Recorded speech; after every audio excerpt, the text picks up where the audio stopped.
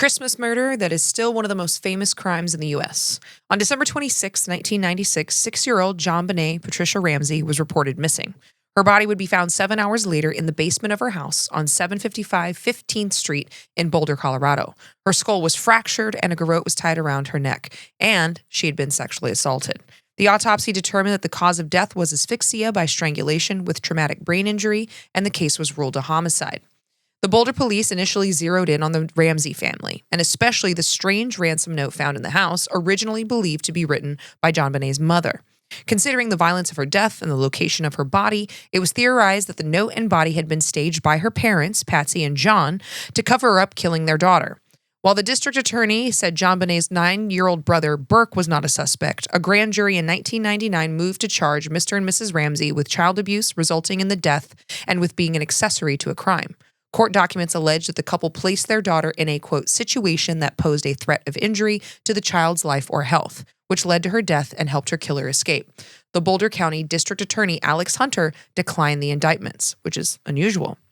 He said, quote, I and my prosecutorial team believe that we do not have sufficient evidence to warrant the filing of charges against anyone who has been investigated at this time.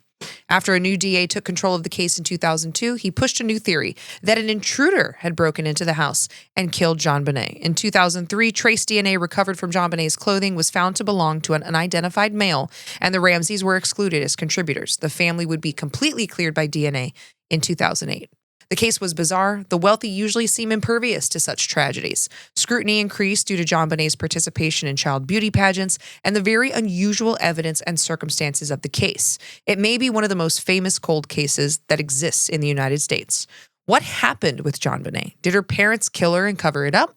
Could an intruder have come in, gotten Jon Benet to the basement, assaulted and killed her while her parents heard nothing? Grab your coats. We're headed to Colorado. I'm Monty Mader. I'm Andy Jones. And this is the curious case of Jon Benet Ramsey today on Highway to Hell.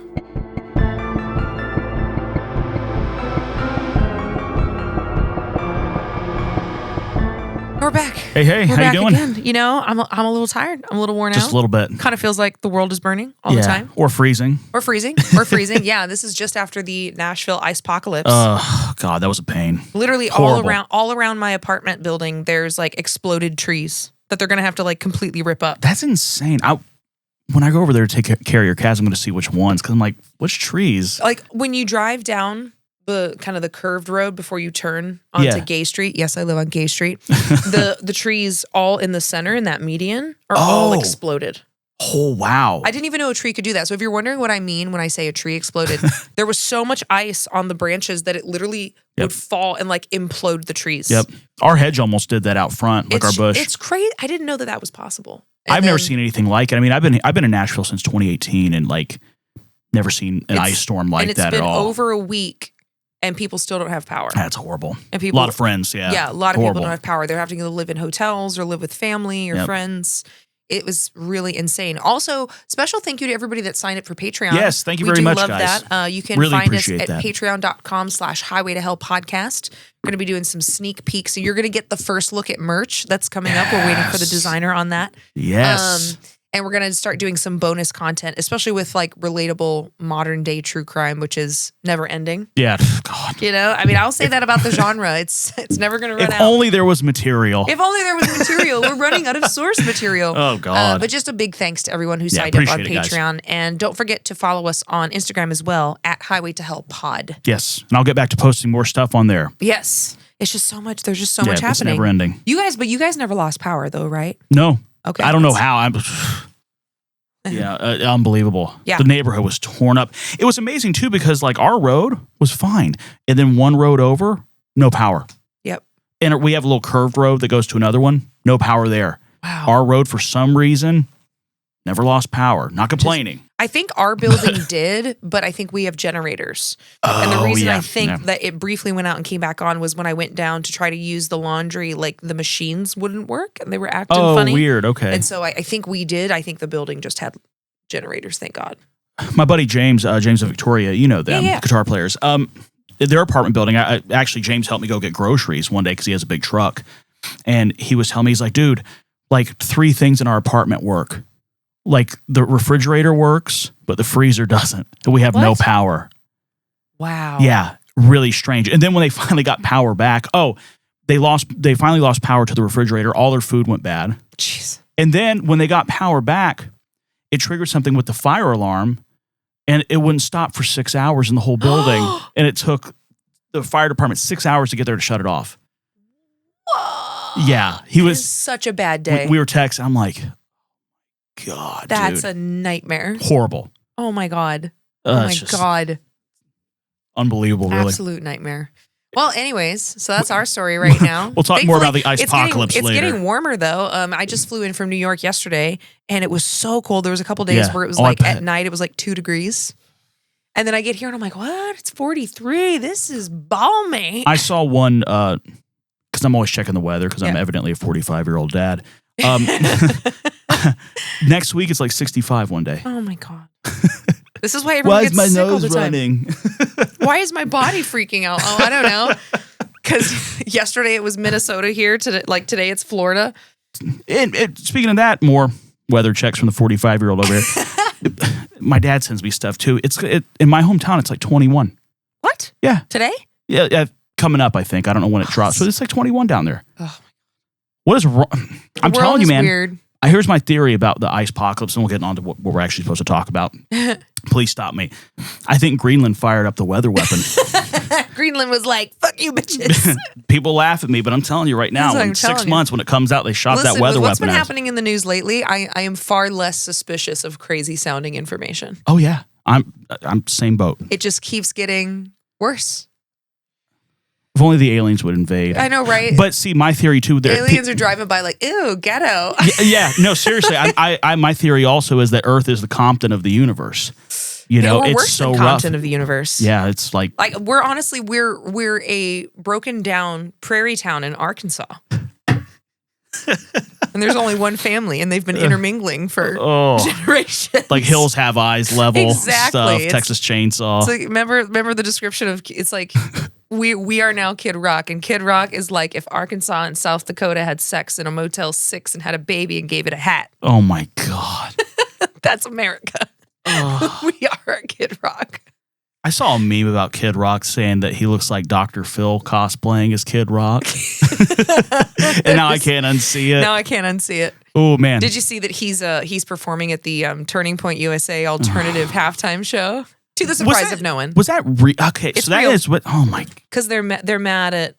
Well, they were mad about Bad Bunny before he made the statements at the Grammys about, treating people like humans and fuck ice.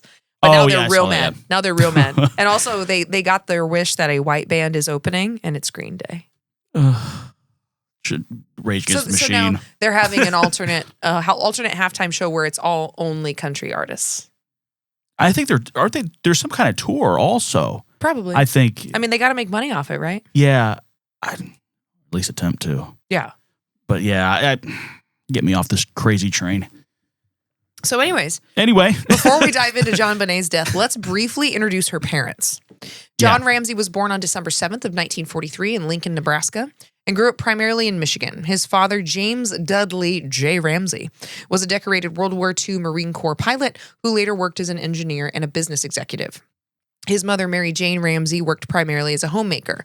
The family relocated several times during John Ramsey's childhood due to his father's professional opportunities, and he spent a lot of time in Okemos, Michigan. Available accounts describe his upbringing as stable and very middle class, pretty normal childhood. He attended Michigan State University, where he earned a bachelor's degree in electrical engineering in 1966. After graduating, he entered the United States Navy and served as a civil engineer officer. His service included assignments in the Philippines and other overseas postings during the Vietnam War. Following active duty, he continued his education and obtained a master's degree in business administration from Michigan State University in 1971. After graduate school, Ramsey worked in technology and defense sectors, fields that were expanding rapidly during the 70s and 80s. This was a big growth time for them. Mm-hmm. He held management positions at several companies before eventually moving into executive leadership. His career was primarily in computer system distribution and technology services. Colleagues and people that worked for him describe him as technically trained and business-oriented rather than publicly visible or media-facing. He was kind of always the behind-the-scenes brain moving things around. In 1966, John Ramsey married Lucinda Pash. The couple had 3 children, which were Elizabeth, Melinda, and John Andrew. During the 1970s and the early 80s, Ramsey continued advancing professionally while raising his family despite his divorce in 1978. He worked for AT&T and technology firms before moving into computer distribution full-time. By the late 1980s, he founded Access Graphics, a computer services and distribution company that was headquartered in Boulder, Colorado. The company grew rapidly. Again, this was cutting edge. I was going to say, talk about the time to get into it. Talk about being on the front line. Yep. In 1991, Access Graphics was acquired by Lockheed Martin, and Ramsey continued serving as its president and chief executive. Ooh. This acquisition significantly increased his wealth and established him as a high-level corporate executive. He indicates in the early 1990s, he was a millionaire and owned multiple properties. And millionaire in the 90s meant a lot more than it does today. Oh, absolutely. A lot more. Absolutely does. And then Jon Benet's mother, Patricia Patsy Ramsey, was born Patricia Ann Powell. I think it's Pow. It's P-A-U-G-H. So it's either Pew or Pow. I think it's Pow. Yeah, I would say Pow. Was born December 29th, 1956 in Parkersburg, West Virginia. Her father, Don Powell, worked as an engineer for Union Carbide, and her mother, Nedra Powell, was active in church and community organizations, again, primarily a homemaker. Patsy had 2 sisters and grew up in a conservative Protestant household. She attended Parkersburg High School, where she was a good student and participated in speech, drama, and student organization. She also began competing in beauty pageants as a teenager, which was very common in the region, and also could afford scholarship opportunities. After high school, Patsy attended West Virginia University, where she studied journalism. While she was in college, she continued participating in pageants and won the title of Miss West Virginia in 1977. As Miss West Virginia, she competed also in the Miss America pageant. And during this time, when you win the state, she, of course, did promotional appearances across the state, trained in public speaking, talent performances, etc. After colleges, Patsy worked in communications-related roles, remained active in social and community organizations, and then got married to Jon Benet on November 5th of 1980. This was 2 years after his divorce. Patsy gave birth to their first child, Burke Ramsey, on January 27th, 1987, and gave birth to their second child, and the theme of our story today, Jon Benet, on August 6th, 1990 in Atlanta. The family would later move to Boulder, Colorado in 1991 because, again, it was headquarters of Access Graphics for Jon business. And from a very young age, Patsy and Jon would enter Jon Benet in beauty pageants. Patsy became primarily a homemaker after the marriage, though she remained active in external organizations, charities, volunteer work, and social activities. She participated in church groups, charity events, and school organizations, and of course, the scheduling that has to be maintained in pageantry. In 1991, tragedy hit the family when Jon's oldest daughter, Elizabeth, or Beth, died in a car accident at the age of 22. In 1993, Patsy was diagnosed with stage 4 ovarian cancer. Very, very bad prognosis at the time, but with extensive treatment, including surgery and chemo, she would later enter remission. Wow. By this time, the Ramseys were established in Colorado. They were known as a middle-class family, upper middle class with private schools for the children, frequent travel, owning multiple properties. Jon Benet was placed in multiple regional and national pageants between the ages of 4 and 6, winning several titles. And some of the sources say that she also started these pageants at 3. Ooh. At the same time, she was, of course, in school and also participated in dance. Prior to her disappearance, the Ramseys were known publicly in their community as just being this financially successful family with 2 young children.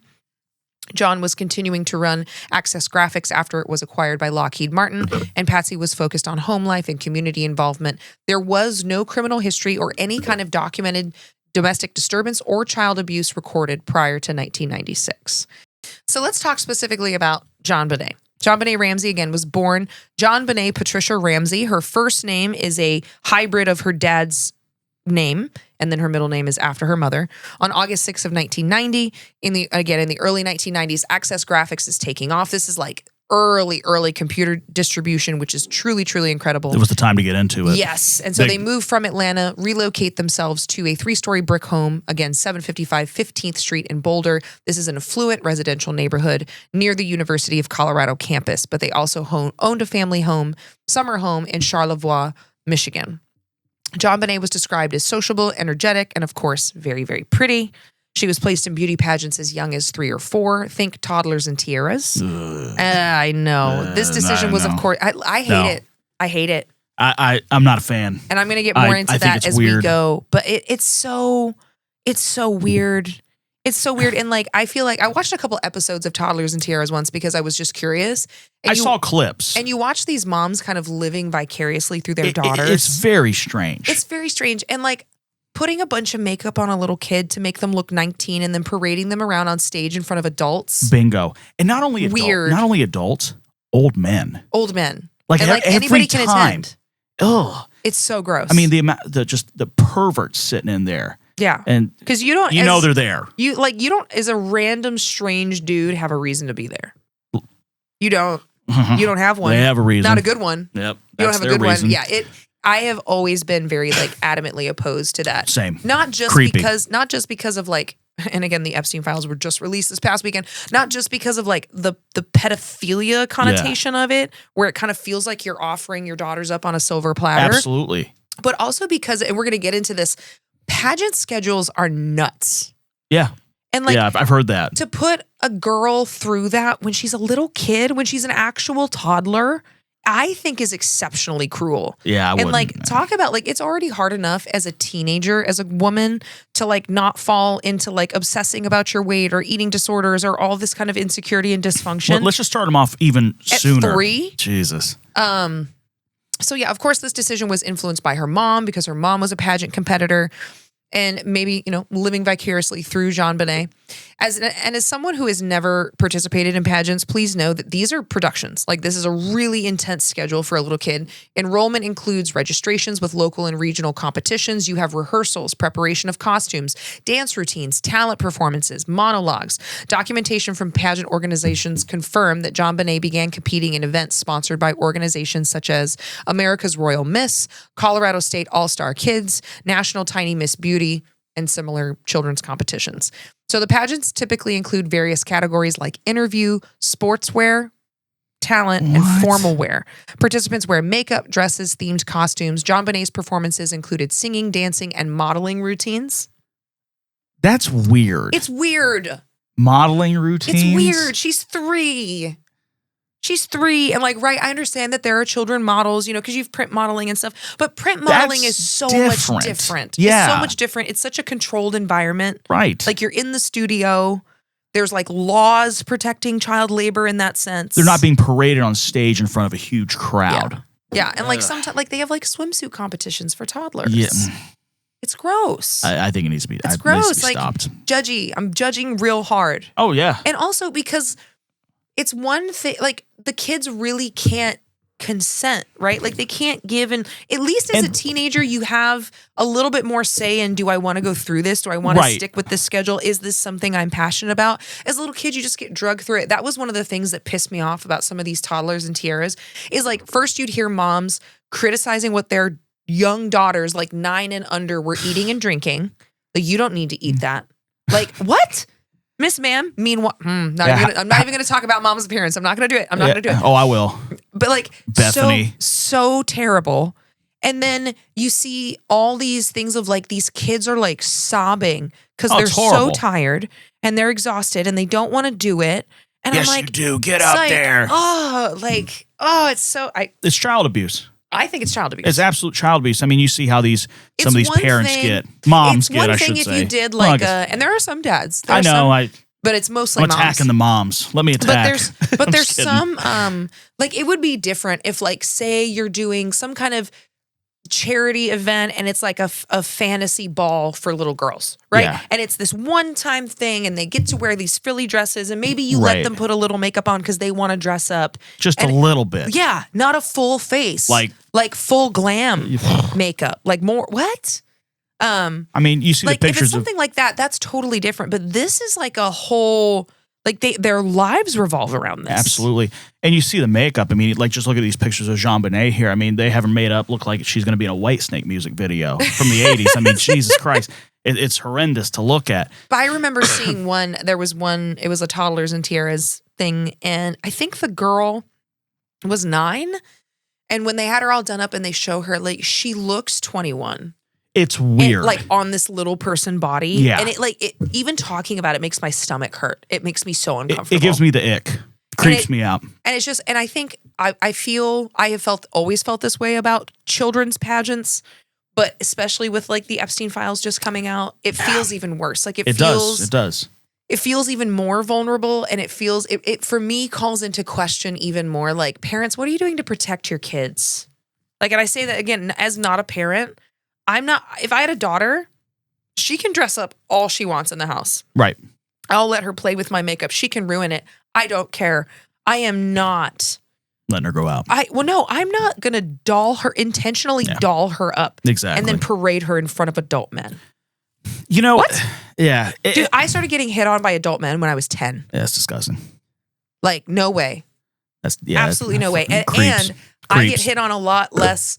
I got hit on the most by adult men between the ages of 10 and 14.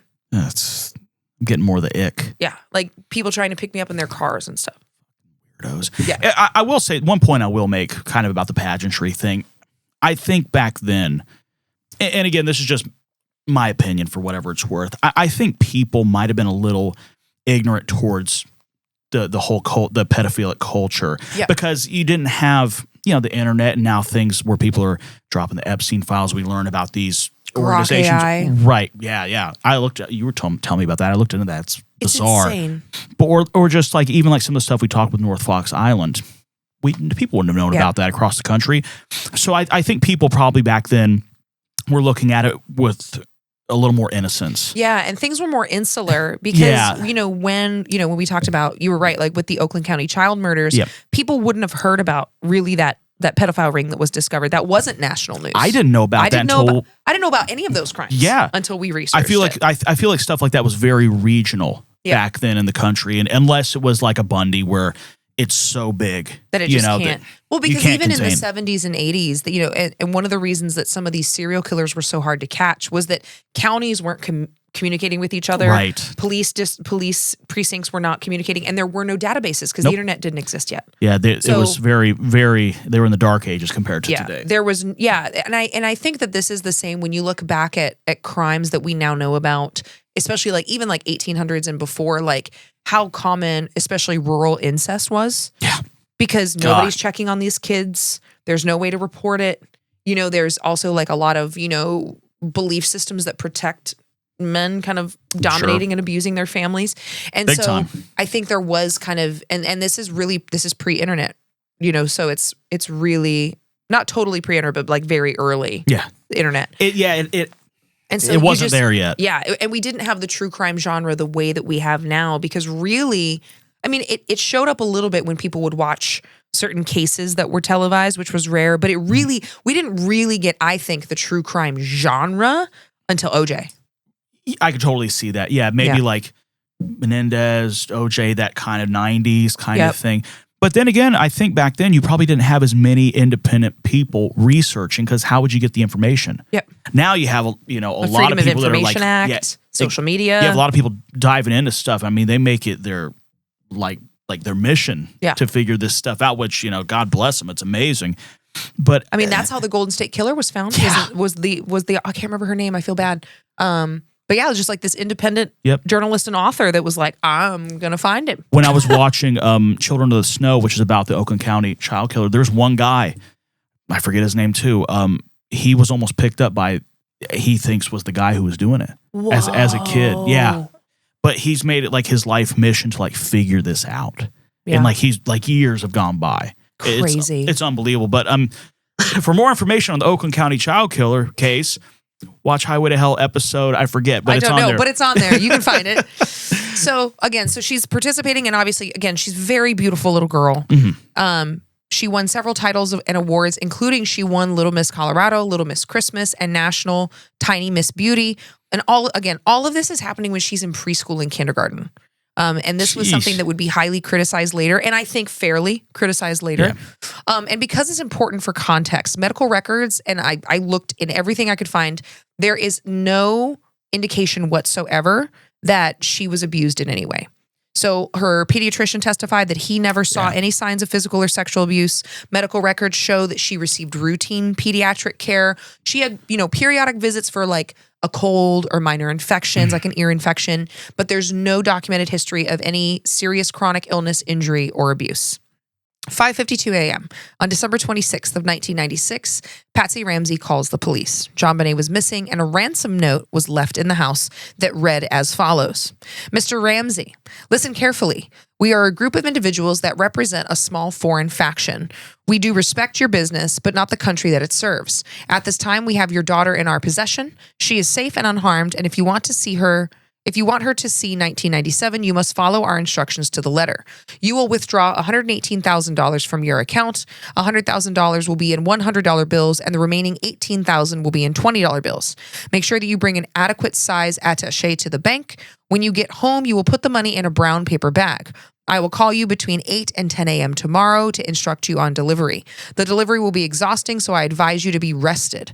If we monitor you getting the money early, we might call you early to arrange an earlier delivery of the money and hence an earlier pickup of your daughter. Any deviation from my instructions will result in the immediate execution of your daughter. You will also be denied her remains for proper burial. The two gentlemen watching over your daughter do not particularly like you, so I advise you to not provoke them.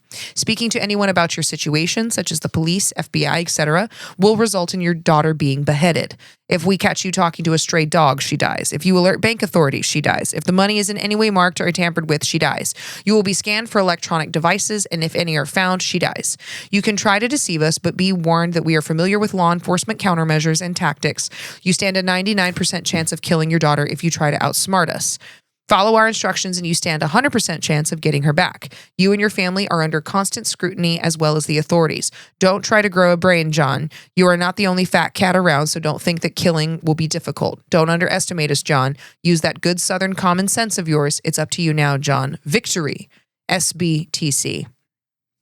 Which is the most bizarre ransom note I've ever read in my life. This whole letter is so weird. Is weird.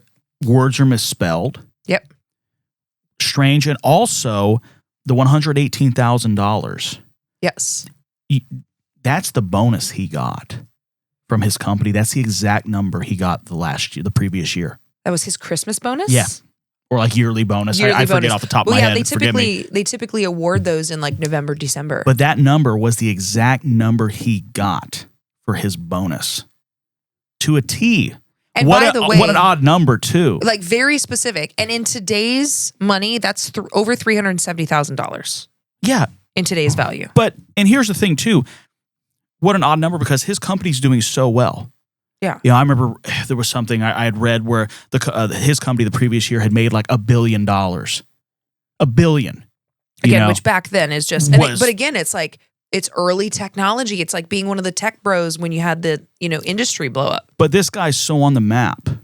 They kidnap his daughter, whoever they is. They ask for $118,000. It's such a weird number. From a guy who runs a company that makes that much money? Yeah. And it's come on, Dr. Evil, like $1 million at least. And it's exactly the number he got for his bonus. That's weird. Misspelled words. It's really long too. Yeah, I'm looking at it right here. Very bizarre. Very bizarre. But it's almost like we'll get into more theories about the letter. We'll get into more theories. I'll stop now myself, you know what the ransom note said. So Patsy ignores the letter and calls both the police and friends. 2 police officers responded to that call within 3 minutes, and they found no sign of forced entry. One of the officers, Rick French, went to the basement and found a door that was secured by a wooden latch at the top of the door frame that he did not open.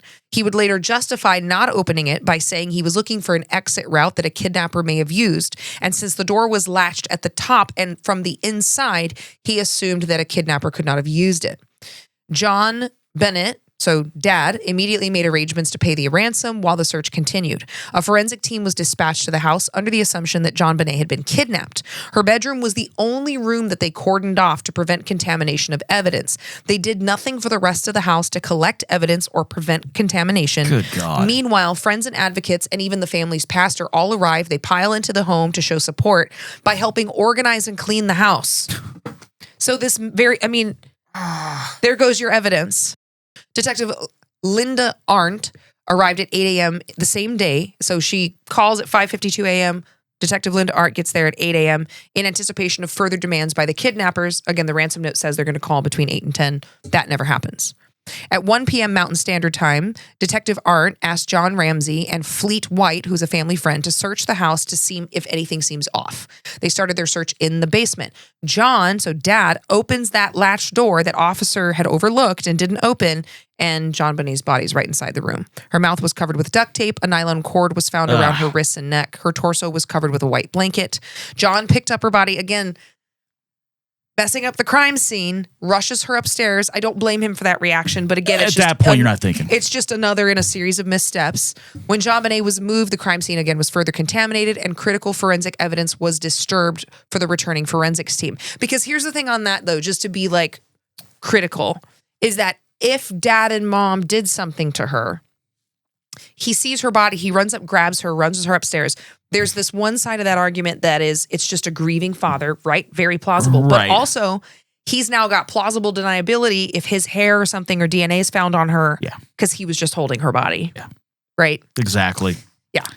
Each of the Ramseys provided handwriting, blood, and samples to the police. John and Patsy participated in a preliminary interview for more than 2 hours, and Burke, their 9-year-old son, was also interviewed within the first couple of weeks after Jon Benet's death. Scott Gibbons, a neighbor, claimed that around midnight, while looking from his kitchen window, he saw the upper kitchen of the Ramsey residence lit up with dimmed lights, and a neighbor, Melody Stanton, reported that she awoke shortly after midnight to the sound of a child screaming coming from the Ramsey residence. Patsy Ramsey reported that she had found this 2.5-page handwritten ransom note, like it was written in really big handwriting. The note demanded that very specific $118,000. And John pointed out to the first police on the scene, again, that the amount was identical to his Christmas bonus the year prior. So he's the one who volunteered that information and suggested someone who had access to that information, who knew what his bonus was, would be involved in the crime. Investigators would look at several theories behind that dollar amount and considered employees at Access Graphics, his company, who may have known about the bonus. There also was this possibility considered that the ransom demand was somehow related to Psalms 118 and spoke to religious sources to determine possible relevance. And this actually comes from an interview in 1998 where John Ramsey is talking with Lou Smith. And he says there were Psalms which were circled in the Bible, which apparently were fairly vengeful Psalms. And he read Psalms 118. They later talk about how January 18th, so 118 had meaning to the killer. It was a message. And then again, it's like, it's all speculation. But they're trying to read through between the lines. Between the lines. And if you are someone who's read the Bible, this is the Psalm where the verse 22 says, the stone which the builders refused has become the capstone. And so I don't know where this comes from, to be honest. Like grasping at straws. It's grasping at straws. And the ransom note itself doesn't have any biblical or religious reference. It did appear to echo some film dialogue from the films Ruthless People, Ransom, Escape from New York, Speed, and Dirty Harry. Right. There were some references that sounded very much like those movies. Again, this note was really long, and the FBI told the police that it was very unusual for such a note to be written at the crime scene because there was a pad in the Benets, that's not their last name, the Ramseys' home, where someone practiced writing out the note and then wrote it on a notepad in the house. They didn't bring the note with them. That's weird. They wrote it in the house. Yeah. They had time there's so many things. And we're going to get to this because we do talk about how DNA excludes the parents, but this whole thing is weird. Nothing makes sense. None of it makes sense. It's one of the most bizarre cases out there. Nothing adds up. Nothing makes sense. The note Very also strange. had an excessive use of exclamation marks and initials, didn't make any sense, misspellings. The note and the practice draft were written with a pen and notepad from the Ramsey home. And according to the Colorado Bureau of Investigation, or the CBI, there were, quote, indications that the author of the ransom note is Patricia Ramsey. So it looked like Patsy's handwriting. Right, The evidence fell short of a definitive conclusion. However, Michael Baden, who was a board-certified forensic pathologist who had consulted on both sides of this case, said he had never seen a note like this in his 60 years of experience. But he also said that while he couldn't 100% confirm that it was Patsy's handwriting, he did not believe that it was written by an outside stranger. The federal court ruled it highly unlikely that Patsy wrote the note, citing 6 certified handwriting experts. So there were several experts that came and said, but it has to be someone who was let in the house. Like, you're telling me that your daughter gets grabbed out of her bed, is taken downstairs screaming, she gets tied up, molested, killed, nobody hears anything, and then the killer just casually comes out upstairs, borrows a pen and paper, practices the ransom note, rips it up, throws it away, and then writes it again and leaves you this ransom note. It makes no sense. Makes no sense. When we get into theories, I have a theory about who did it. I'm ready. So ready. The autopsy would reveal as well that Jon Benet, again, was killed by strangulation. She also had a skull fracture. The cause of death was ruled by asphyxia by strangulation associated with craniocerebral trauma, which is a TBI. Right. There was no evidence of conventional rape, but they did identify that she experienced vaginal injury, even though there was no semen found. They think that the paintbrush that was used in the garrote was used for the sexual assault, which is so horrific and sad. At the time of the autopsy, the pathologist recorded that it appeared that her vaginal area had been wiped with a cloth. And of course, her death was ruled a homicide. The garrote was made from a length of nylon cord, and the broken handle of a paintbrush was tied around Jon Benet's neck and apparently had been used to strangle her. Part of the bristle end of the paintbrush was found in a tub containing Patsy's art supplies, but the bottom third of it was never found despite an extensive search. I can't believe that all that happened in the house and nobody heard it. I totally agree. It's not like this person would kidnap her out of the house, do all of that, and then bring her back and drop her in the house. It makes no sense. Granted, to be fair, Beast of Jersey did like kidnap kids and take them out and then bring them back. Yeah. But that seems like the least likely of options. I just don't see that happening. They also said in the autopsy, which I thought was weird, that a vegetable or fruit material which may represent a pineapple had been eaten by Jon Benet a few hours before her death. Photographs of the home show a bowl of pineapple on the kitchen table with a spoon in it, but both of her parents never remember putting the bowl on the table or giving her pineapple to eat. That's weird. But they said they found Patsy Ramsey's fingerprints on the bowl. Okay. Devil's advocate. I know, it's like, ugh. Devil's advocate here. Maybe she just doesn't remember getting it because of just all the traumatic thing that happened, all the trauma.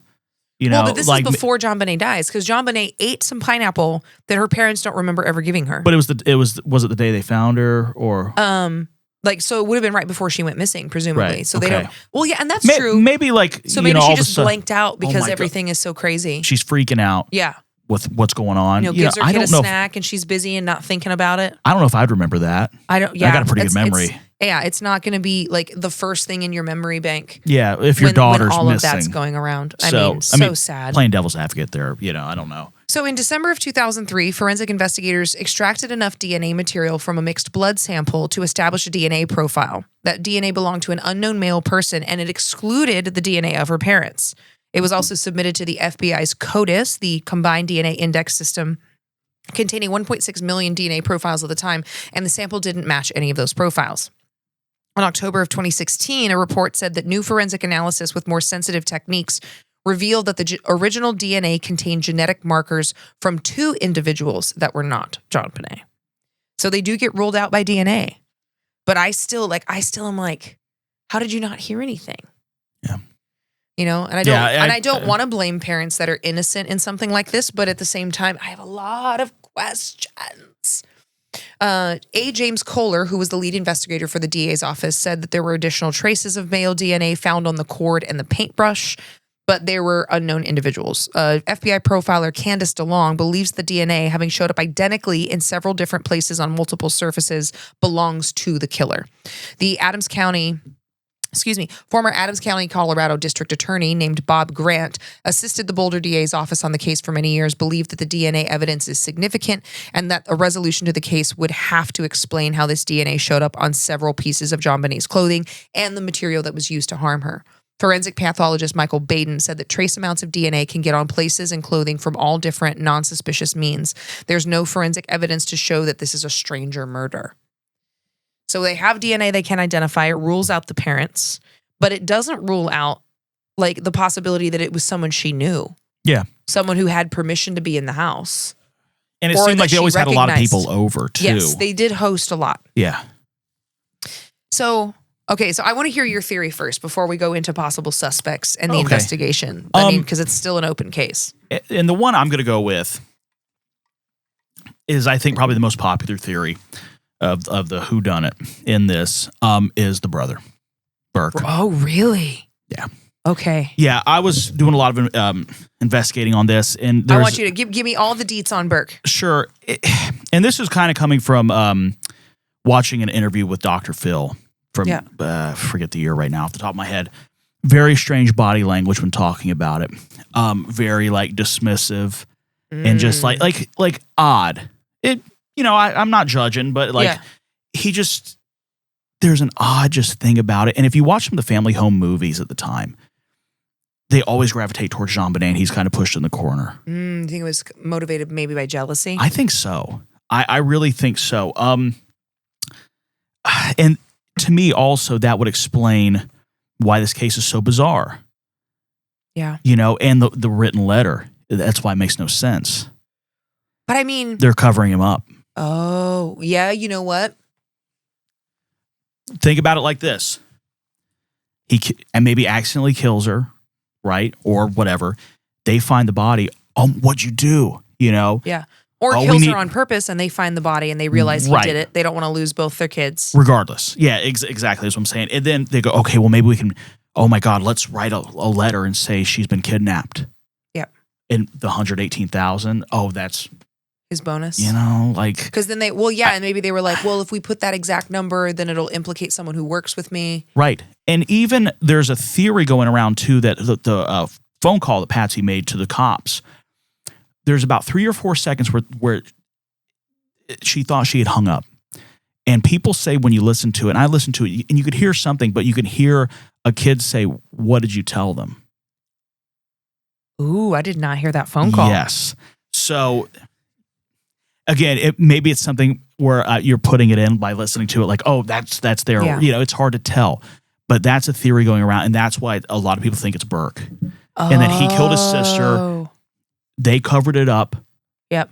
Well, and that answers a lot of the questions, right? Because her brother could lure her downstairs big time for some reason. They slept in the same room sometimes. Yep. And so by the time he's hurting her and the parents wake up, get downstairs, it's too late, right? So that answers a lot of questions. Yep. Also, because this happens at Christmas, it makes me wonder, like, did she get better presents than he did?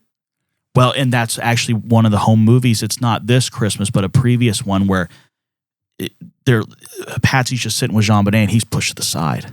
And here's Jon Benet, and doesn't even acknowledge Burke at all.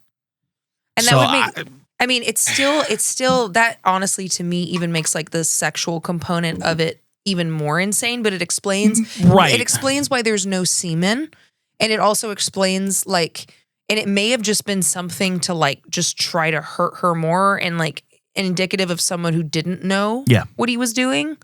Again, and it makes sense why she's in the house, why all of the evidence is so freaking weird. And it doesn't add up.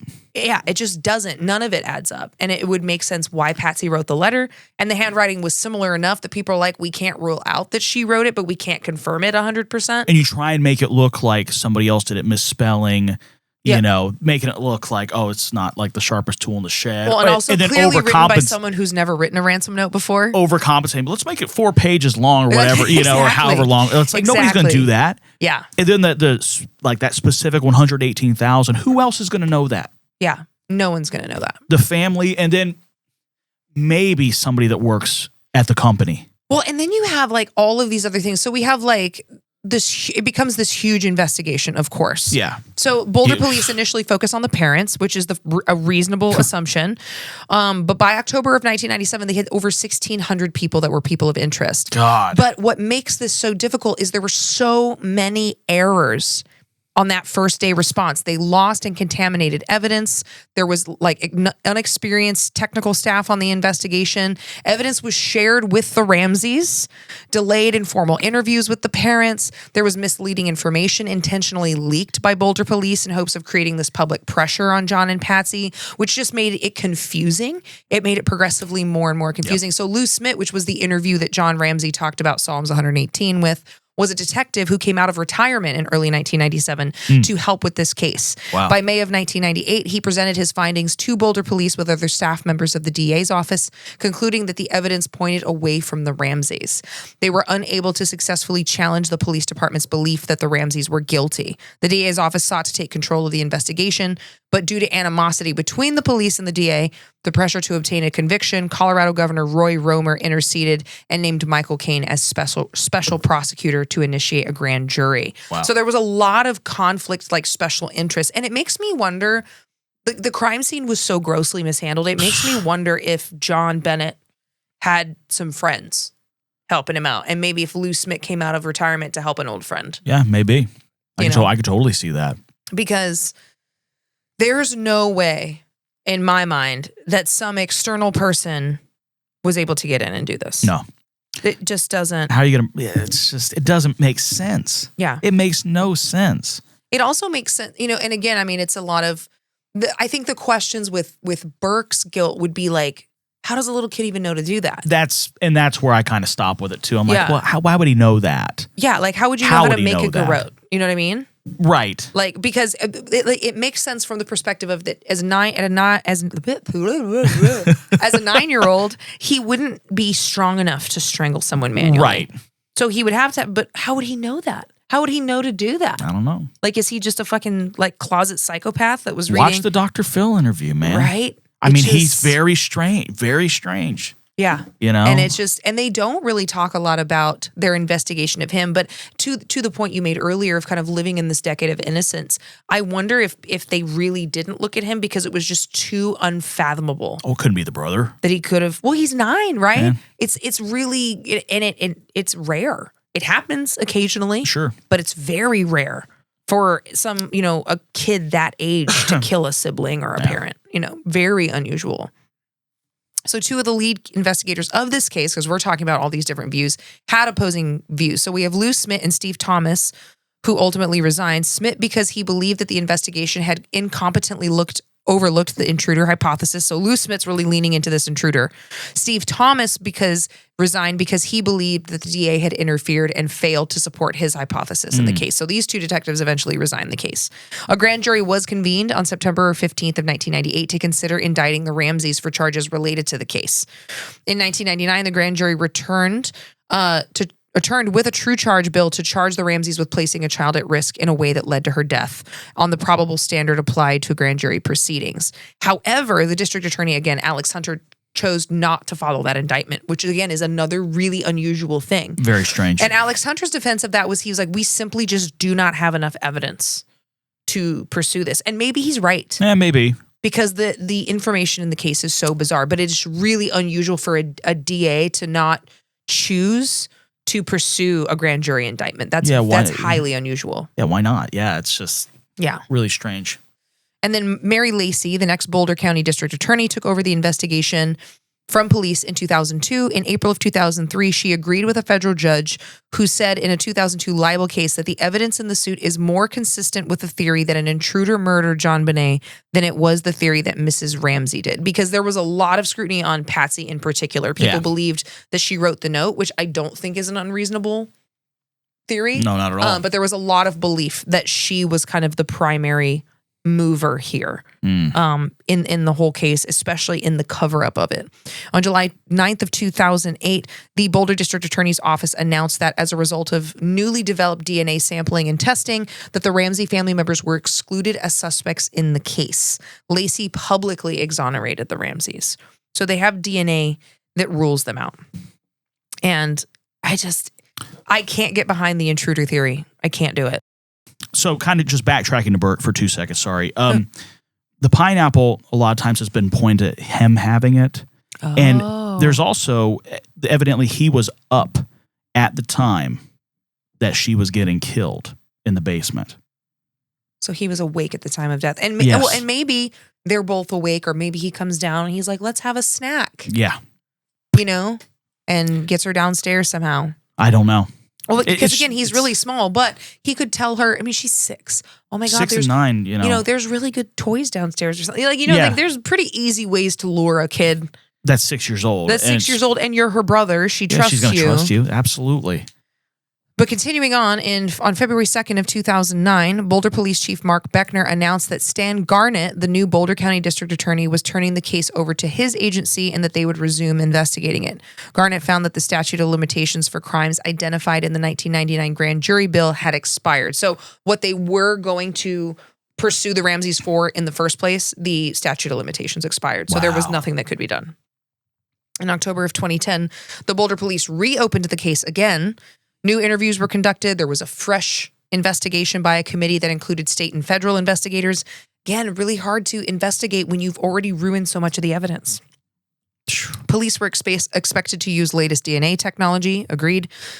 There was no new information. It was reported in September of 2016 that the investigation into Jon Benet's death continues to be an active homicide case, per the current police chief at that time, but no new information has come forward. Wow. In 2015, Beckner disagreed with exonerating the Ramseys. He said, quote, exonerating anyone based on a small piece of evidence that has not been proved to even be connected to the crime is absurd. And he also stated that the unknown DNA from Jon Benet's clothing has got to be the focus of the investigation at this point in time until someone can prove otherwise. And I agree. Yeah, absolutely.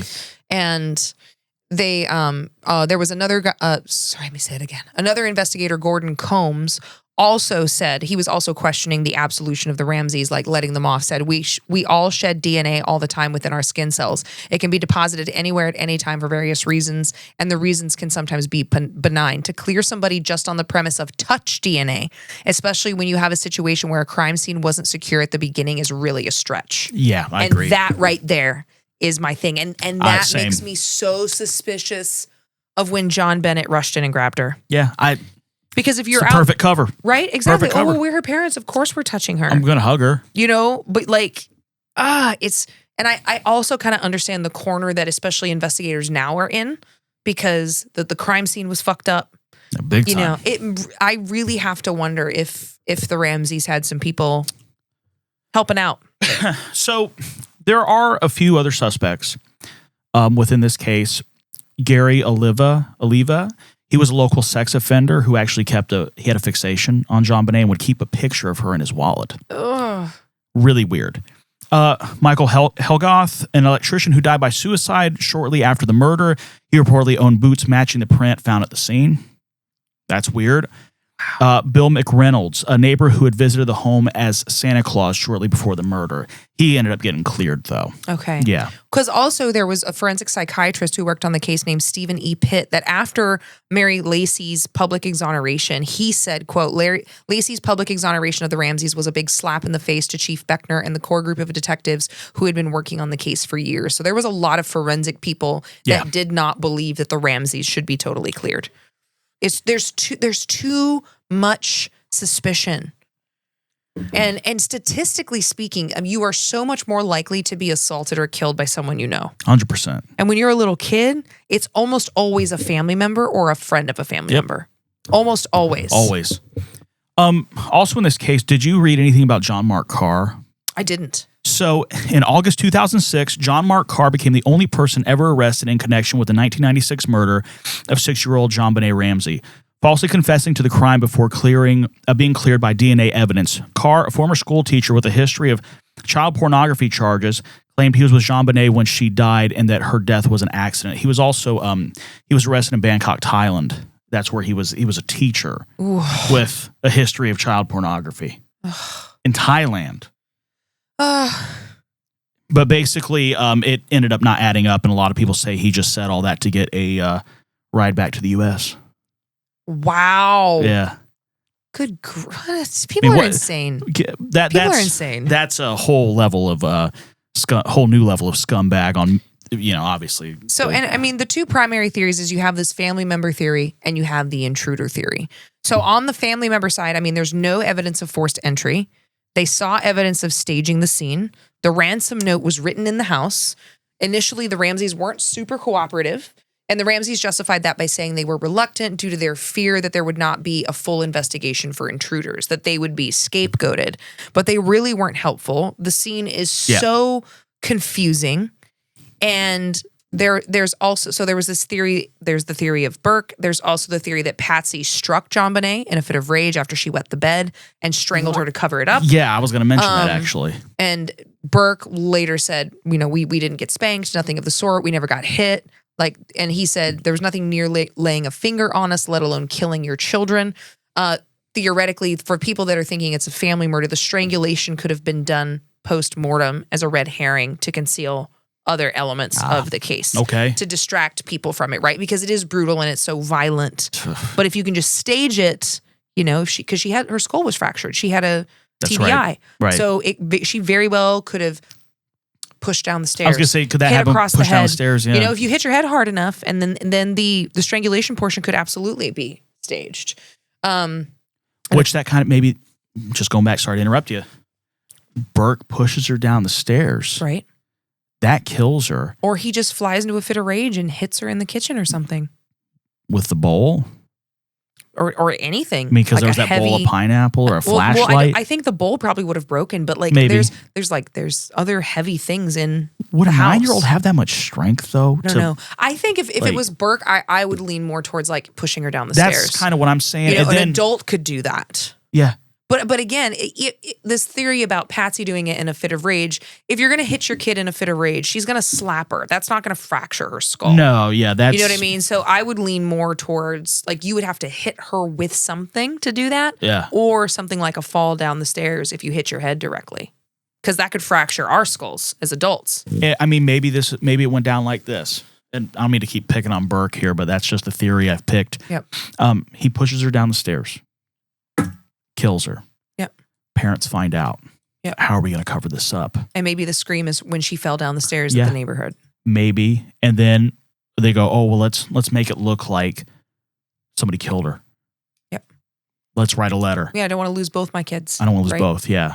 And investigators really never considered Burke a suspect. No, not at all. Which again, I understand that from the perspective of you don't want to believe that a 9-year-old could do something like that. No. You know, especially to his own sister. But there's that real famous case in the UK with the 3 kids. Yep. God, I forget the names. So like hyper focused on Jon Benet. I can't think of anything else right now. Nothing else exists to me right now. But they were young kids that murdered other kids too. And so it happens. It does happen. And also, you know, like, and it may have very well been that Burke was hurt and he was upset and he did it on accident. You know what I mean? And then the parents covered it up. But then, like, that doesn't explain the sexual assault part. That's my thing too. Well, you know what? Or she got the kidnapped. Intruder theory. The intruder theory. They're trying to lean into that. Mm-hmm. It's got to be a pedophile predator that broke in because our daughter's so beautiful. I'm just saying it's good cover. It is. It is. And that's, you know, that brings us back to the letter being written with the same handwriting, the misspelling. We have to make it look like they're not the sharpest tools in the shed, so to speak. Yeah. Oh, would be a good number. Well, that bonus, 100, that's a lot of money. Yep. They do that. Yep. I don't know. And then the Ramseys did offer a $100,000 reward in a newspaper that was dated April 27th of 1997, so several months later. So this is over 4 months. And it was only after that they submitted for the first time to separate formal interviews at the Boulder County Justice Center. It's to the point that in 1999, Colorado Governor Bill Owens said, quote, "Quit hiding behind your attorneys, quit hiding behind their PR firm." Like, he called the parents out because they were not contributing. And I think this was in part what led the grand jury to indict them. The indictment cited 2 counts of child abuse and said parents did unlawfully, knowingly, recklessly, and feloniously permit a child to be unreasonably placed in a situation that posed a threat of injury to the child's life or health, which resulted in the death of Jon Benet Ramsey, a child under the age of 16. That's the direct indictment, because they couldn't get them on murder. But I think there was enough reasonable suspicion to be like, you put her in a position to be harmed and you're covering it up. You're not helping solve what happened. So, and they do say, like, they did report that they collected Burke's DNA and that it was also used in these DNA clearings. But there's a lot of suspicion around Mary Lacey, who like offered that public exoneration of them, like just kind of told the police chief to fuck off. I'm going to do this anyway. She misrepresented the DNA report. And it was such an unusual move that people really spoke out against. She was known to she was having private informal meetings with Jon Benet prior to her issuing this exoneration letter. She attended Patsy's funeral when Patsy did eventually pass away from ovarian cancer and made statements to others such as no mother could do that to her child. She was a strong, so this is the district attorney. She's a strong proponent from day one of the intruder theory. Like, she's not even considering the parents. She talked about, you know, this butt print in the carpet of the Ramsey home that everybody saw, which proved that an intruder had sat in the home and laid in wait until everyone was asleep. There's no butt print? There's no account of that in evidence anywhere. She also hired James Kohler, was the lead investigator for the DA's office in 2005. And when he started presenting evidence to her of the Ramseys' involvement, she shut him down, stating, quote, she didn't want to harm her relationship with the family. Wow. And yeah, so she's very, very suspect and very much misrepresented what the DNA test resulted in because a lot of things could not be ruled out. So once they got the DNA report and they had it analyzed by experts who said Mary Lacey's statements were absolutely not true. There's multiple contributors to the DNA in the underwear. There's no definitive match to the DNA in the long johns, and that the DNA could have gotten there from a number of mechanisms, but it doesn't rule them out. Wow. It doesn't rule them out. So in addition, the former governor of Colorado appeared in a special and stated that it was not the role of the DA to exonerate anyone. So he even clapped back at her saying this was an inappropriate move that she made. That's crazy. And she continued to defend her decision to, quote, exonerate the Ramseys by stating, I was trying to prevent a horrible travesty of justice. I was scared to death that despite the fact there was no evidence, no psychopathy, no motive, the case was a train going down the track and the Ramseys were tied to that track. Like, she had just made up her mind that they're innocent and she's not going to do anything about it. Now, we don't know. They couldn't do that. It very well could be that they didn't do it, but she was very much she's so adamant. She's so adamant and having these inappropriate informal meetings with the parents without investigators there. Red flag right there. And going to the funeral, and I don't want to hurt my relationship with the family. Like, I don't, what? She shouldn't have been involved. What? And for the DNA at that time to not be as definitive as she presented. Jeez. It's a lot. And like I said, there was a lot of forensic like psychiatrists and other people that work in forensics that were like, that is not right. Like, that's incorrect. And but she was so married to this unresolved intruder theory. Another red flag. Such a red flag. But they did collect Burke's DNA at the very least. And wait, you said that there was a crazy theory that people have. I'm so ready for this. So this doesn't lead anywhere or anything. It doesn't pertain to the case, but I thought it was really bizarre. And I've heard this for years, but that Katy Perry is Jon Benet Ramsey. Oh my God. Yeah. So just bear with me here for a second, people. This is a kind of I'm lightening this horrendous story up with this. Okay.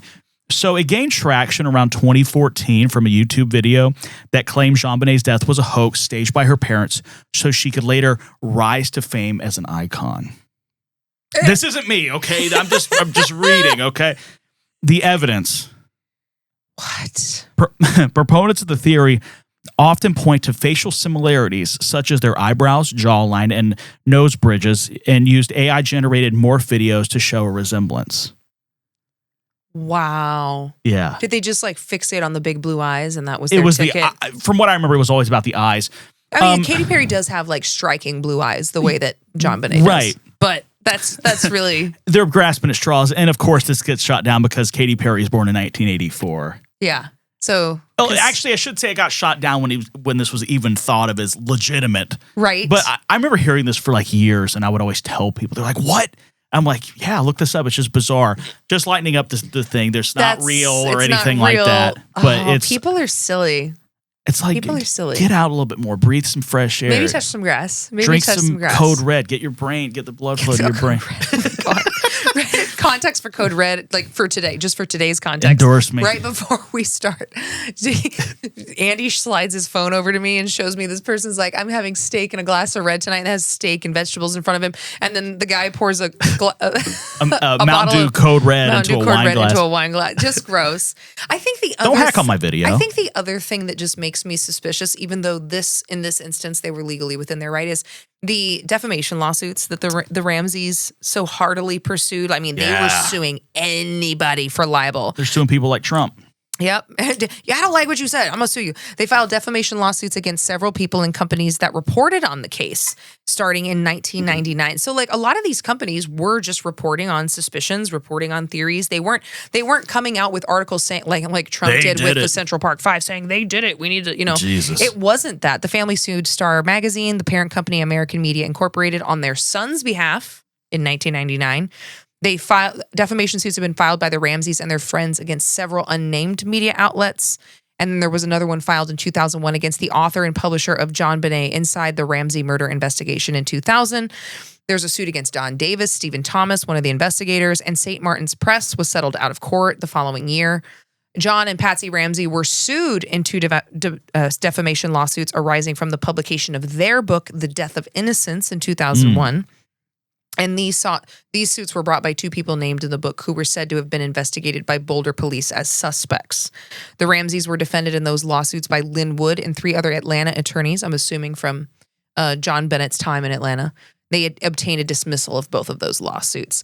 But even Rod Westmoreland, who was a friend of John, filed a defamation suit against an anonymous web surfer using the pseudonym Under the Radar, who had posted two messages on the internet forums implicating Westmoreland in the murder. So there was a lot of cases going around. And again, that's something that you legally have the right to do. Sure. But a lot of these articles wasn't saying they did it. It was talking about the investigation.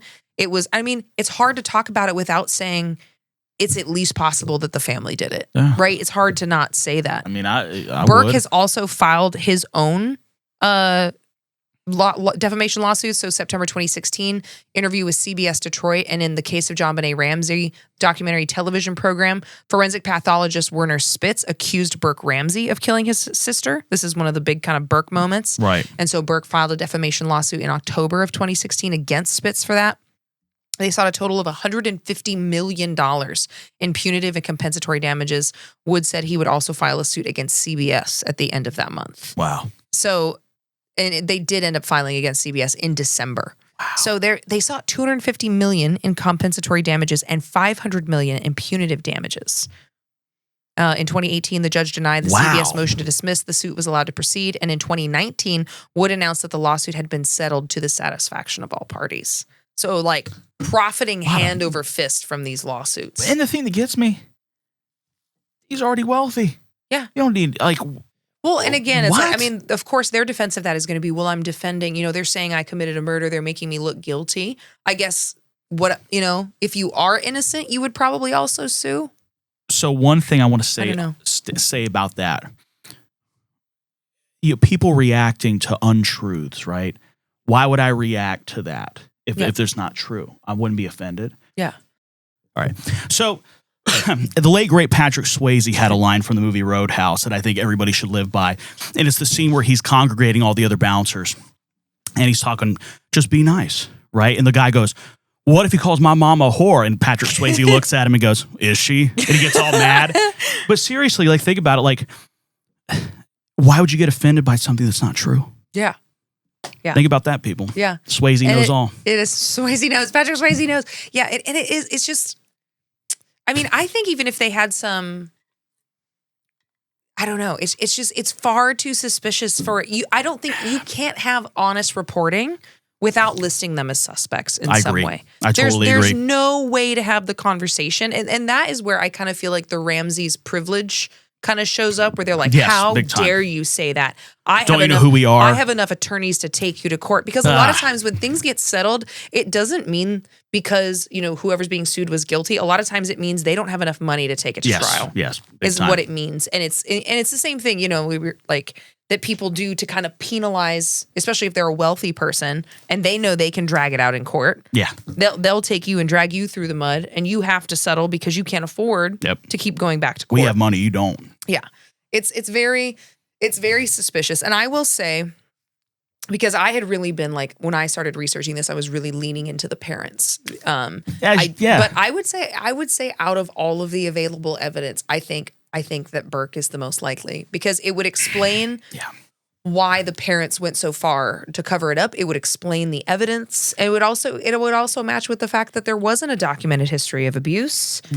You know what I mean? That's kind of where I came to that conclusion, or why I came to that conclusion as well. And it makes sense that they would, the strangulation and everything else is staged in such a way to make it look that way. Because my biggest thing is an intruder, just waiting in the house, doing that, nobody hears. I don't buy that. I just don't. I don't either. I have to look it up, but houses that get when did houses start getting security systems? I would say that was 2000s. Okay, early 2000s. That would make sense. To me, I was just man, really wealthy family like that. Yeah. They would have some sort of security. Yeah, absolutely. I'm gonna look at. Let's see, alarms. Home security history.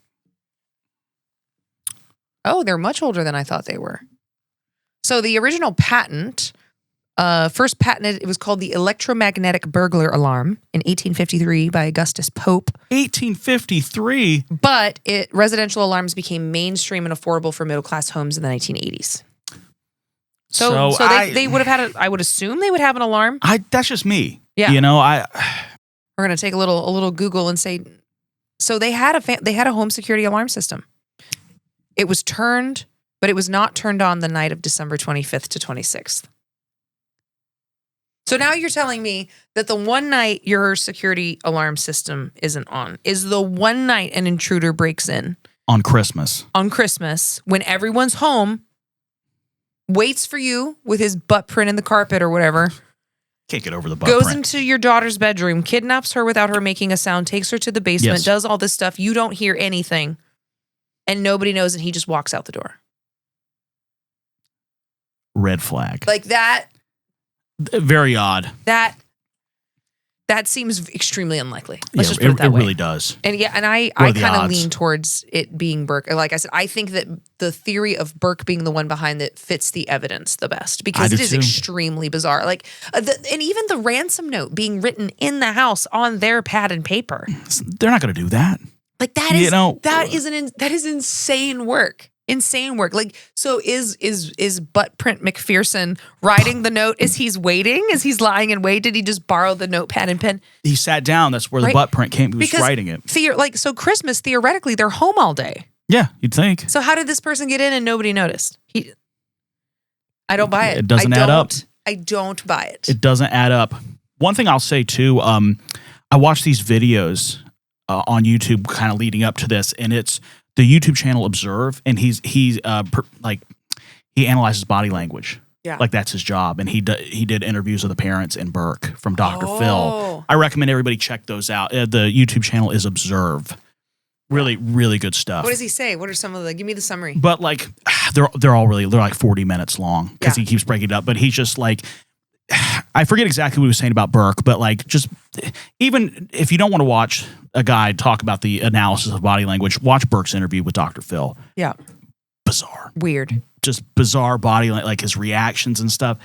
I don't know, man. This whole case just is so strange to me. It's so strange. It's so strange. Nothing adds up. Yeah, it's one of those things that like nothing adds up. It's extremely suspicious. And there's this tone, and this is just conjecture on my part. Obviously, we're talking about theories, but it's like there's this tone of privilege being used to buy their way out of a really bad situation. Yeah, that's kind of what that's how that feels. Like everything from like, did you literally have the Three Stooges running the crime scene? Yeah, Boss Hogg. And like, this detective coming out of retirement who's really good friends with the family, and this DA who's really good friends with the family, exonerating them publicly. Yeah. It's a lot. It's a lot. And I mean, I'm kind of a little like heightened on my suspicion with that, again, because we had like the second like major release of the Epstein files over the weekend. Yes. And you realize everyone's in there. Oh my God. Supreme Court justices, essentially the entire cabinet, the Trump, the Clintons, Peter Attia, Elon, and they're all Phil Collins. Phil Collins. There's been no arrests. Jay-Z, Pusha T, nobody's been arrested. Not a single fucking person has been arrested. Never will be. And I've been going through like the files and reading them and looking. They're like redacting faces of the traffickers and names of the traffickers, but posting fully nude pictures of children that are part of the files.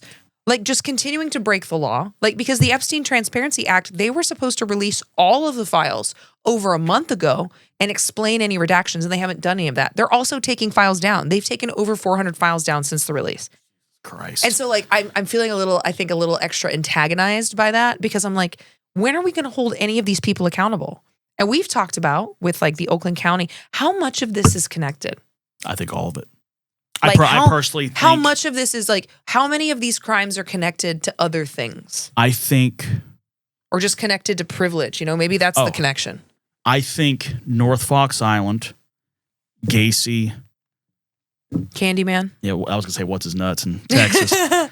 I think all those guys knew each other. I think so. There's a thing on YouTube. I got to watch it, but they're going to start connecting the dots. And of course... What does Gacy have ties to? Politics. Mm-hmm. Yep. Well, and the fact, I think the biggest bombshell, like, because there's some names that came up in there that I was surprised by. Like, I was surprised by, like, Phil Collins and Pusha T. I was not surprised by Jay-Z at all. No. Because he's been messing with young girls, like, his whole career. Freak.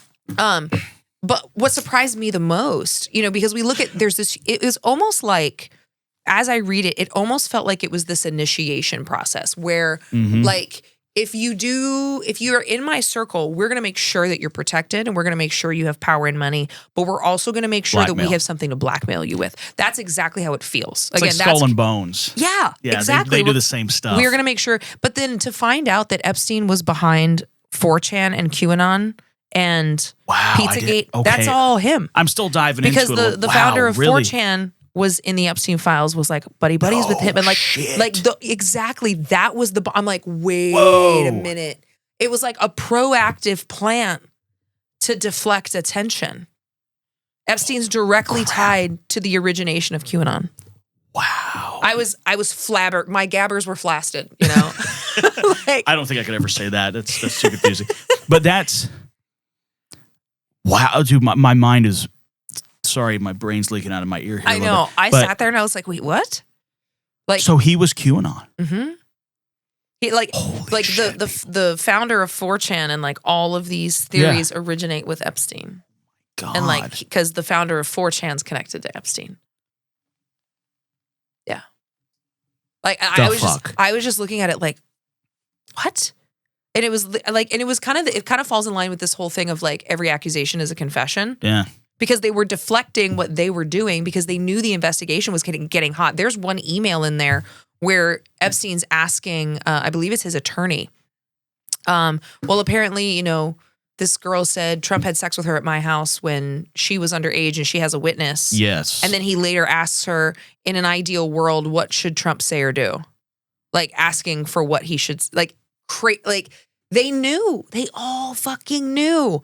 And I cannot be convinced that the United States government was not fully aware and didn't investigate. Anyone who was on the island, I'm immediately assuming you're guilty. Absolutely. Immediately. Like, it's one thing, because some people get mentioned in the files in passing, right? Where someone's talking about their show or a book they wrote or someone, like, there's this whole thing going around with Zohran Mamdani's mom because she was at a party. Was that picture real? No, it's an AI generated photo. That's what I thought. I mean, but here's the admission about the photo they generated with Zohran and his mom was that they're implying that a photo implies guilt, but not applying that to Trump. But it's AI generated. Yeah. His mom does appear in the files. She attended a party that Epstein hosted in New York. It was the after party for the film she produced. Oh, I didn't know that. So she really know she was a producer. Directed, I can't remember which one. But like, it was the party for her movie. Okay. And that was it. And I'm like, okay. Yeah. Like, whatever. Like, I love how they cherry pick. Right? So it's like, so pictures do imply guilt. Look at that. So one thing here too, and kind of just tying into Epstein here with Jon Benet. Have you seen this picture with Maxwell supposedly in the background? I saw a statement, I wasn't able to verify it, but I saw a statement from a pageant mom who was a parent during the time that Jon Benet was competing, who said that Maxwell would come to shows. See that? Yep. But I wasn't able to verify it. Me either. I'm just kind of going by like what I'm seeing right here. I don't know if it's AI or what, but like, dude, that's still like, what are the odds of that? Like, what are the odds of that happening? Yeah, that's something I actually want to look into and see if there's any way to verify it. But like, all of this to say, like, for me, the tie into Epstein's, it just really feels like if you have enough money, there's no accountability. No, you're above the law. Because the other thing about, like, because I see people still, like with the Epstein files being like, well, we just need evidence now. What do you think call logs and photos and witness testimonies are? What's not the evidence? Like, what do you want, video of it? Like, what? Animals. And the thing is, and we also don't have to speculate if these crimes happen. Ghislaine's been convicted. Yeah. We know the crimes happened. Over 1,000 people were trafficked. It's so bizarre. And then like the whole thing of... That's it. We're doing Epstein next. We're going to do a deep dive on Epstein. Absolutely. I'm fired up, people. Then I'm like, wow. But it is, I'm so tired of money being your get out of jail free card. Yep. That needs to change. Yep. I said we go back to... I wonder if the French will let us borrow the guillotine. Screw that. I'm Dracula. I'm going to start impaling people. Leave them out. Vlad the Impaler. All right. Well, let's transition to travel. Talked about all our theories of Jon Benet. This was much more a cold case whodunit. Absolutely. Also, I'll say this before you get into travel. Leave comments. Tell us who you think did it. Like, yes, we want to know who you think was guilty. Absolutely. So leave a comment. Let's make this interactive. We love that. All right, so let's go to Boulder. So as many of you know, I grew up in Wyoming, so I've been all over Colorado. I go out every winter to snowboard.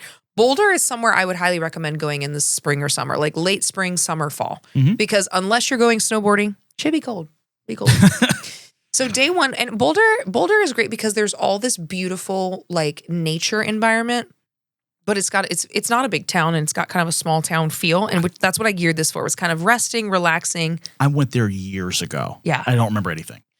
So day one, and I always build these. If you're new to Highway to Hell, I always build these around 4-day travel itineraries. My goal is to give people inspiration for your travel, to maybe get something for your new travel board, your Pinterest board, design a trip for you. And we're gonna start putting these travel itineraries together, and they'll be on Patreon. So if you have a city you want to go to and you want to see the travel itinerary we laid out, you can find them.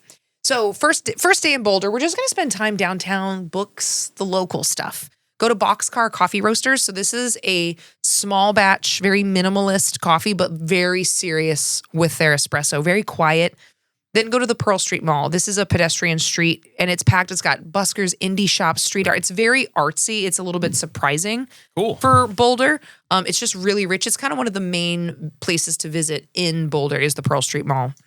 And then I would go for lunch, and I can't believe I'm recommending this, but I'm going to, as a very staunch meat eater, the Leaf Vegetarian Restaurant is amazing. It's one of those places that they do so well with their goal. Like the food is just incredible, and it's a vegetarian farm to table restaurant. After that, go to the Boulder Bookstore. And if you're someone like me who you can't go into a bookstore without buying 5 or 6 books, give your phone and your debit card to someone else until you have narrowed it down to your desired number of books. This is a huge independent bookstore. It's got multiple floors and an amazing used section. So you can buy used books, which is amazing because I try to buy used books, try to borrow from the library a lot more. It's a great place to like lose an hour or 2 or 3. But I would also go to and money, so much money. I would also go to the Trident bookstore, bookseller and cafe. So this is a bookstore and a tea house. This is a kind of a local hangout. So you can go look at the books, but this is more a place, sit down, have a cup of tea, read the book you just bought, hang out. Sweet. And then at night, go to Black Belly Market. This is a very kind of chef forward, call it comfort food. This is a house butchery, local meat. So we had vegetarian for lunch, right? We're going to go to the meats for dinner. Very rustic, but really, really delicious. And then I would end your night at the Velvet Elk Lounge and the Fox Theater. This is a small, intimate venue for indie bands, like a lot of folk music, touring acts. Cool. But there's some great indie rock artists and indie kind of almost like funk that comes through there. Nice. Day 2, we're going to go outside because in Boulder, you're surrounded by these beautiful state parks and mountains. It's just so gorgeous. Go to Chautauqua Park, which is the trailhead beneath the Flatirons. There's these, like, if you can hike at sunrise, if you're a morning person, is the most beautiful time. In the spring and the summer, the wildflowers and the mountain views, it literally looks like you're in an imaginary place. That's amazing. Like, it's just so beautiful. After your morning hike, go to Snooze AM Eatery. This is such good brunch.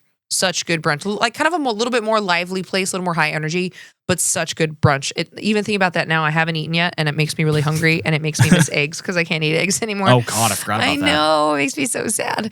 And then after that, this is a very active day. Go to El Dorado Canyon State Park. There's these huge sandstone cliffs. There's creek. There's quiet hiking trails. This feels a lot more remote than it is. And there's hiking trails of different abilities. So if you're going out for the second hike, it doesn't have to be something brutal. And then I would go on the Boulder Creek path. This is a biking kind of lane. It's flat, it's shaded, it's along the water. This is like your evening stroll, relaxing. So maybe if you're not up for a second hike, you can go to the trail instead. And then at night, go to Illegal Pete's. Relaxed tacos, burritos, so good. It's a good name. It's so good, and the name is great. It's really Illegal cheeky, Pete. really, really good. And then day 3, we're going more for like artsy, global, little woo-woo. We're going to start at Dushanbe Tea House. This is a hand-carved Tajikistan tea house. Sweet. And it's so beautiful, like ornate ceilings, global teas, really calm. And again, it's one of the places in Boulder that kind of surprises you where you're like, why is this here? Yeah. But it's there. And some people, I didn't do this when I was there and I have never done it. I have no interest. Some people love to go visit the University of Colorado campus, their Boulder campus. You can if you want. They have a small art museum, quiet library. That was just not my thing. I get that. Another one, and as someone who is obsessed with Mount Everest, go to the Sherpa's Adventure restaurant. This is Nepalese food, and it's got mountaineering history photos everywhere. Cool. It's so great. It brings me so much joy. The food is delicious, and there's mountains. I really need to climb a mountain. I need to at least climb one reasonably substantial mountain. I think you definitely need to climb a mountain because you're clearly not busy enough. Right. Oh, yeah. I have too much spare time. And then go to the Celestial Seasonings Tea Factory for a little afternoon break. This is an actual tea factory that you can tour. It's very fun and nostalgic. It made me it gave me the same vibes as like Willy Wonka and the Chocolate Factory. It was kind of fun and nostalgic, but it's tea instead. No Oompa Loompas. And it wouldn't be. Then you're going to go back to Pearl Street because there's a lot of, for you witchy woo woo people, because I know there's a lot of you who listen, lot of interesting restaurants, interesting shops down there, like crystal shops, witchy shops. Oh, I love that stuff. That's all down on Pearl Street. And honestly, just pop in and out of them. They're all different, very cute. And then for that night, River and Woods is the modern farmhouse restaurant. This is like homemade dishes, comfort food. It feels like someone made you a home cooked meal, which is amazing. And then license number 1 is a cocktail bar we're going to end the night with. It's got a speakeasy feel, really incredible cocktails. License number 1 had the best cocktails in Boulder when I was there the last time. So I could go for a Manhattan right now. And then our last day in Boulder, really going to just, again, take in the scenery. I tried to alternate this travel itinerary with like really being active and then coming inside and doing these quieter things.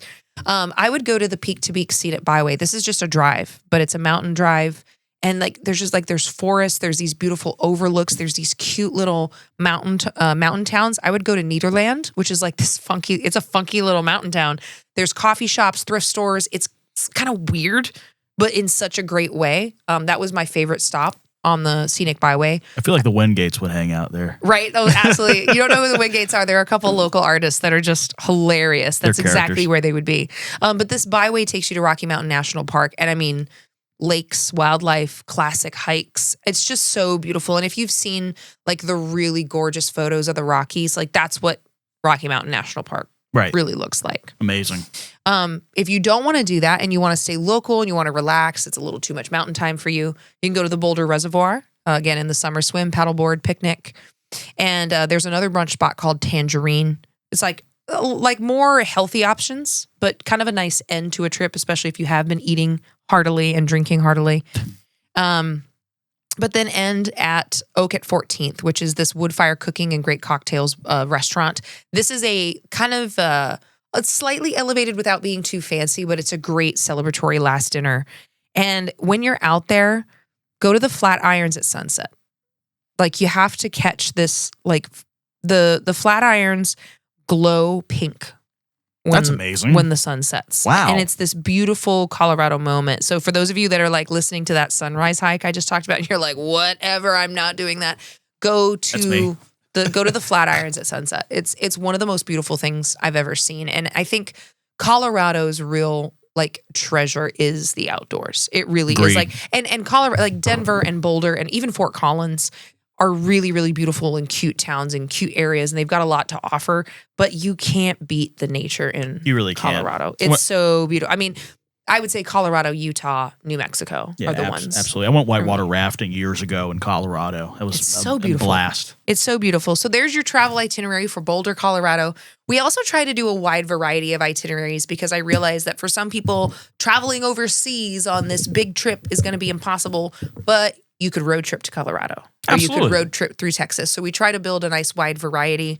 We want to know in the comments what you believe about the death of Jon Benet Ramsey. We're going to deep dive on Jeffrey Epstein next week, was what we're going to do. Thank you all so much for being here. Thank you for your support as Hellions. And we will see you next week on Highway to Hell. Thanks, guys.